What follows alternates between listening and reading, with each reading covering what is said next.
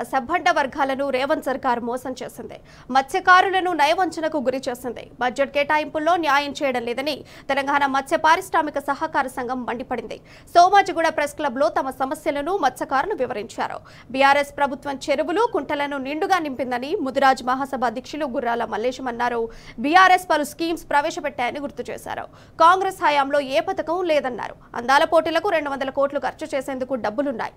మత్స్యకారులకు కేవలం 20 కోట్లు కేటాయిస్తారని మండిపడ్డారు. సమావేశంలో మత్స్యకారుల నేతలు పండుగ భాలు ముదిరాజ్, మన్నిరాజ్, బాలరంగం పాల్గొన్నారు. ప్రభుత్వం వచ్చి 18 నెలలు సంవత్సరంలో గడిచింది. మీరిచ్చిన అనేక హామీలు ఒక్కటి కూడా ఆచరణకు నోచుకోని పరిస్థితిలో ఉన్నాయి. గత ప్రభుత్వ పాలకులు ఈ రంగం పట్ల అన్ని విధాల ఆలోచించి మాకు అనేకమైనటువంటి సంక్షేమ పథకాలు తీసుకొచ్చి మా జాతులను ఆదుకున్నటువంటి పరిస్థితి ఉండే. 80 కోట్లు సీడ్ సప్లై చేయాల్సినటువంటి ఈ రాష్ట్ర ప్రభుత్వం, ఈ మత్స్యశాఖ కేవలం 20 కోట్లు మాత్రమే సీడ్ సాకింగ్ చేయడం జరిగింది.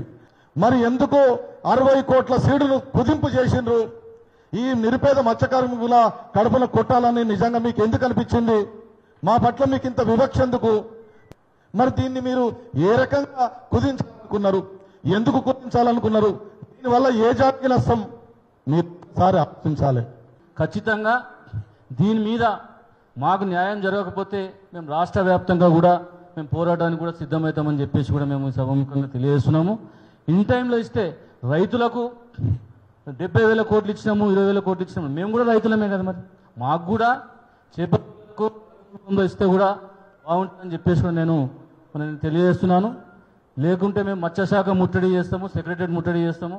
బడ్జెట్లో కేటాయింపు తగ్గించి మరి మత్స్యకారుల యొక్క జీవితాలతో ఆడుకుంటున్నారు. చాలా జిల్లాల్లో 33 జిల్లాల్లో ఇంకా చాలా 70% ఇంకా జిల్లా అధ్యక్షులకు ఎలక్షన్ జరపలేదు. ఎందుకంటే ఎలక్షన్ జరిపితే రాష్ట్ర అధ్యక్షులు మరి వాళ్ళ చేతిలో ఉండాలని ఒక ఆలోచనతోనే దీన్ని పొడిగిస్తూ వస్తున్నారు.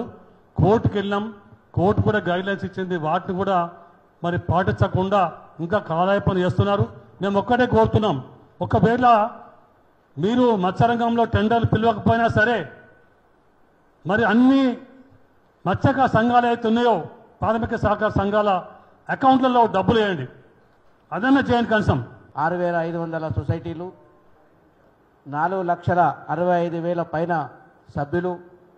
ఇంత పెద్ద రంగాన్ని మరి ప్రభుత్వం నిర్వీర్యం చేసే విధంగా, అంటే ఇంత పెద్ద సంస్థను కాపాడవలసింది పోయి నిర్వీర్యం చేసిందని చెప్పక తప్పదు.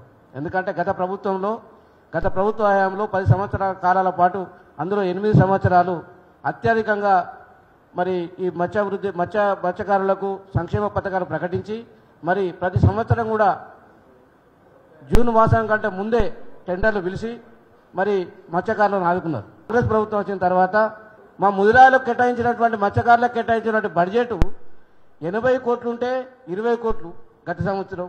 ఈ సంవత్సరం 19.26 కోట్లు కేటాయించారు. ఎంత సిగ్గుచేట అది. అందాల పోటీలకు 200 కోట్ల రూపాయలు పెట్టిన గౌరవ ముఖ్యమంత్రి కాంగ్రెస్ ప్రభుత్వం మరి మత్స్యకారులకు ఒక 100 కోట్ల రూపాయలు ఎందుకు పెట్టలేకపోతున్నది ఈ సందర్భంగా ముఖ్యమంత్రి గారిని ఈ వేదిక నుంచి ప్రశ్నిస్తున్నాను.